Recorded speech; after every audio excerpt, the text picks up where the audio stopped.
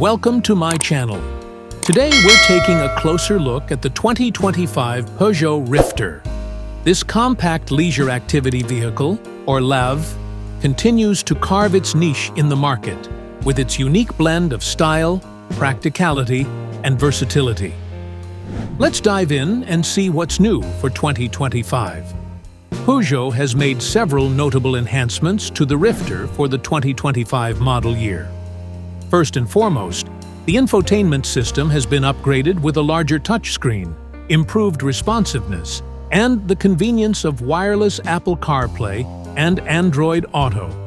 Safety has also been bolstered with the introduction of advanced driver assistance systems, including adaptive cruise control, lane keeping assist, and automatic emergency braking, making the Rifter a safer choice for families.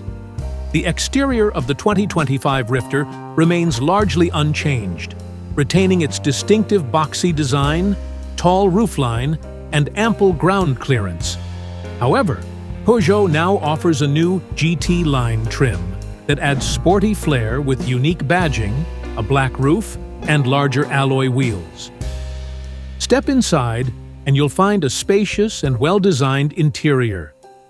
The modular seating system allows for numerous configurations to accommodate passengers and cargo, making the Rifter incredibly versatile.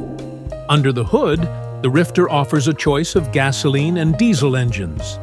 The gasoline engine provides ample power for daily commuting, while the diesel engine excels in fuel efficiency and torque, making it ideal for those who frequently tow or carry heavy loads. In conclusion, the 2025 Peugeot Rifter continues to be a compelling choice in the LAV segment.